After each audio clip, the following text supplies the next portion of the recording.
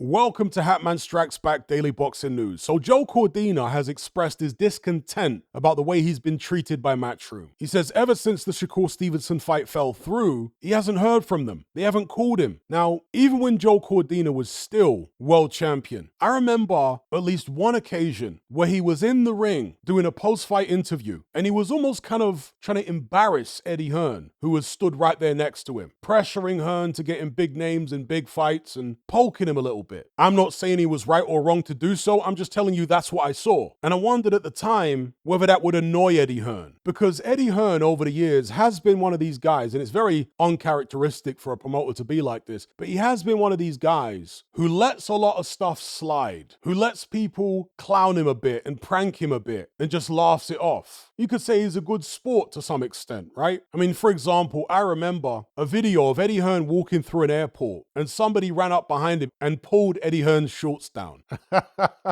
So Eddie Hearn's got a certain image, a certain reputation, at least did have in the industry, of being maybe a little bit of an easy mark. And I suspect there was a snowball effect whereby when fighters saw the way Derek Chisora would speak to Eddie Hearn publicly, and this fighter and that fighter who were signed to him or used to be signed to him, they thought, you know what? I'm going to do the same thing. I'm going to embarrass him. I'm going to talk down to him a little bit and tease him publicly. Is that the route that Joe Cordina went down? I don't know. I don't know the ins and outs of that relationship. But anyway, in the wake of Joe Cordina saying that Matchroom haven't called him since the Shakur Stevenson fight fell through, Carl Froch has decided to chime in. And he says the way Joe Cordina has been treated by Matchroom is disgusting. He said it in this video right here that he uploaded to his YouTube channel. He went in on Eddie Hearn or Matchroom and told them to fix up, get their act together. Words to that effect. Now, the relationship between Eddie Hearn and Carl Froch has been deteriorating over the past year or so, mainly due to the fact that Carl Froch has been very critical of Anthony Joshua. In fact, there was a recent Carl Froch video where he said that he doesn't think Eddie Hearn really cares about Anthony Joshua. He's just using him for the money. I can't imagine Eddie Hearn would have liked that. But anyway, when Eddie Hearn did this interview right here, responding to what Carl Froch said about the Joe Cordina situation, he seemed to suggest that he might actually take legal action against Carl Froch for his comments. Go watch the video for yourselves and see what you think, but that's what he seems to be suggesting. Regarding Carl Froch's comments, he said words to the effect of, yeah, that might have to be dealt with, as in what Froch said. And he used very similar language during the Lawrence Okolie situation, which did get legal. Now, Eddie Hearn and Frank Smith have both responded to what Joe Cordina and Carl Froch have said by claiming that they're both talking rubbish, basically. They say that Joe Cordina is not under contract with Matchroom and therefore they're under no legal obligation to contact him after the Shakur Stevenson fight and offer him something else. They say Cordina's a free agent. They also say that he's now managed by Spencer Brown. And in the run-up to the Stevenson fight, which obviously fell through, they were liaising with Spencer Brown, not talking to Joe Cordina directly anyway. But here's the thing. Matchroom admit that they still have matching rights over Joe Cordina. Now, my understanding of matching rights is that yes, Joe Cordina could go and fight for a different promoter, but Matchroom would have the right to match the purse that he was offered by the other promoter and therefore promote that fight instead of the other promoter getting it. And if that's the case, then technically Joe Cordina actually still is under contract with Matchroom. They've at least got a string still attached to him. And if that's the case, then maybe they really should have done him the courtesy of calling him after the Stevenson fight fell through. But going back to the Carl Froch situation for a moment, if Eddie Hearn does decide to, let's say, send Carl Froch a cease and desist, surely Carl Froch would go public about that, the same way he went public about the WhatsApp messages between himself and AJ. Carl Froch was a very popular fighter in the UK. He's still popular now as a pundit because he doesn't hold his tongue. His YouTube channel is becoming very popular for that exact reason. So Eddie Hearn needs to consider whether it's actually worth going the legal route with Carl Froch because there could be a big PR backlash. And and if he decided to actually sue him rather than just send some threatening legal letters, then that would be a more protracted situation, which could be even worse for PR. The public might interpret such a thing as a greedy, egotistical boxing promoter stabbing one of his former fighters in the back. I'm not saying that's what it actually would be. I'm saying that's how the public may interpret it. It could be disastrous PR for Eddie Hearn. Now, perhaps he doesn't care about that. Maybe now that he's getting so close to Frank Warren, he's starting to become more like him, because Frank Warren has sued so many people over the years, I've lost count. He doesn't seem to care about the fact that being so aggressive legally to some extent does have negative PR ramifications. And that's the irony of it, right? Because if you're suing someone for slander or defamation, etc., it's based upon the idea that what that person said is going to damage your reputation with the public. But the very act of going after certain people legally in some situations might damage your reputation more than what the person said. But again, Frank Warren doesn't seem to care about that. And maybe Eddie Hearn is starting to think more like him. Maybe he would prefer, and this appears to be what Frank Warren prefers, maybe Eddie Hearn would prefer to be feared or respected rather than loved. And perhaps some of you think that's better and more sensible. Let me know in the comment section below. Anyway, I'll leave it there. Make sure you like this video. It really helps my content get seen. Share the video as well. Subscribe if you haven't done so already. And check out my Patreon content. I do boxing content on there and also topical content where I talk about all sorts of different subjects, from geopolitics to history to science, education, race. I mean, all sorts of different subjects from a standpoint which is not politically correct, which is more objective. But if it's just extra boxing content you're interested in, I just uploaded a Mike Tyson film study. It's called Pressure Bust Pipes, where I go through actual fight footage of a couple of his contests and I point out various things that made him so effective as a pressure fighter, and also some of the unconventional, unorthodox things that he did, which most boxing trainers will tell you not to do.